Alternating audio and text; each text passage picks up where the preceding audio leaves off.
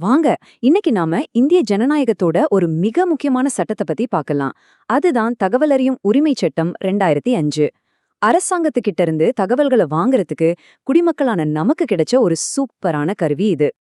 ஆனா இந்த சட்டத்துல ஒரு சின்ன சுவாரஸ்யமான புதிர் இருக்கு. சட்டம் ஒண்ணுதான், ஆனா அது அமலுக்கு வந்த தேதி மட்டும் 2. அது ஏன்? வாங்க இதுக்கு பின்னாடி இருக்கிற காரணத்தை நாம இப்ப அலசி ஆராயலாம். முதல்ல இந்த ஆர்டிஐ சட்டம்னா என்னன்னு சிம்பிளா புரிஞ்சுக்கலாம். ரொம்ப சுருக்கமா சொல்லணும்னா, எந்த ஒரு அரசாங்க ஆபீஸ் கிட்ட இருந்தும் தகவல்களை கேட்கிற உரிமைய ஒவ்வொரு இந்திய குடிமகனுக்கும் இந்த சட்டம் கொடுக்குது. இதனால அரசாங்கத்தோட செயல்பாடுகள்ல ஒரு வெளிப்படைத்தன்மை வருது இல்லையா? சரி, இப்ப இந்த சட்டம் ஆரம்பத்துல எங்கெல்லாம் அமல்ல இருந்துச்சுன்னு பாப்போம். 2005ல இந்த சட்டத்தை கொண்டு வந்தப்போ அது இந்தியா முழுக்க அமல்படுத்தப்பட்டது. ஆனா ஒரே ஒரு விதிவிலக்கு. அது என்னன்னா, ஜம்மு அண்ட் காஷ்மீர் மாநிலத்துக்கு மட்டும் இந்த சட்டம் அப்போ பொருந்தாது. ஆனா காலம் மாறுச்சு. 2019 அக்டோபர் 31 பிறகு ஒரு பெரிய மாற்றம் வந்துச்சு. இந்த சட்டம் ஜம்மு அண்ட் காஷ்மீர் உட்பட முழு இந்தியாவிற்கும் பொருந்தும்னு அறிவிச்சாங்க. அன்னையிலிருந்து தான் இது ஒரு உண்மையான தேசிய சட்டமா மாறுச்சு. ஓகே, இப்ப நாம நம்மளோட ஆரம்ப கேள்விக்கு வருவோம். ஏன் 2 தேதிகள்?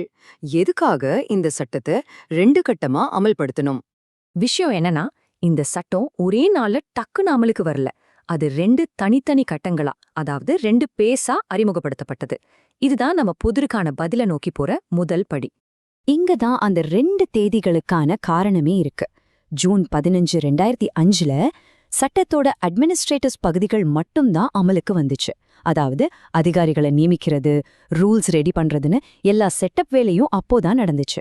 ஆனா பொதுமக்கள் தகவல் கேட்கறதுக்கான உண்மையான பவர் கிடைச்சது அக்டோபர் 12, 2005ல தான். அன்னிக்குதான் மத்த எல்லா பிரிவுகளும் அமலுக்கு வந்தது. சரி, இப்போ ஒரு முக்கியமான கேள்வி வருது.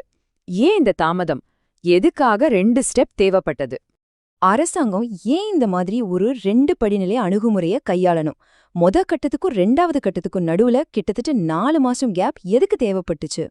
பதில் ரொம்ப சிம்பிள், அதே சமயம் ரொம்ப லாஜிக்கலானது கூட.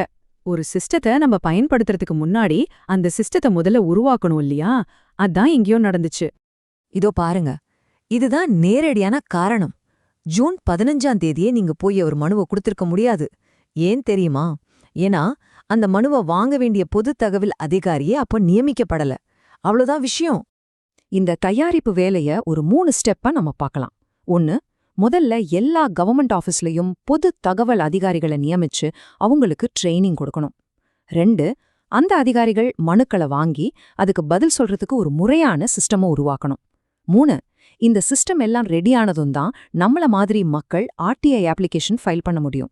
இந்த வேலைகளுக்காகத்தான் இந்த 4 மாச இடைவெளி. ஆக இந்த 2 கட்ட அமலாக்கம்ங்கிறது ஒரு குறைபாடு இல்ல, அது ரொம்ப சரியா திட்டமிட்டு செஞ்ச ஒரு செயல்முறை. இப்போ இந்த சட்டத்தோட முக்கியத்துவத்தையும் நாம இதிலிருந்து கத்துக்கிட்ட முக்கியமான விஷயங்களையும் தொகுத்து பார்க்கலாம். அப்போ நாம தெரிஞ்சுக்கிட்ட முக்கியமான விஷயங்கள் என்ன? தகவல் அறியும் உரிமைச் சட்டம் நடைமுறை காரணங்களுக்காக 2 கட்டமா வந்துச்சு.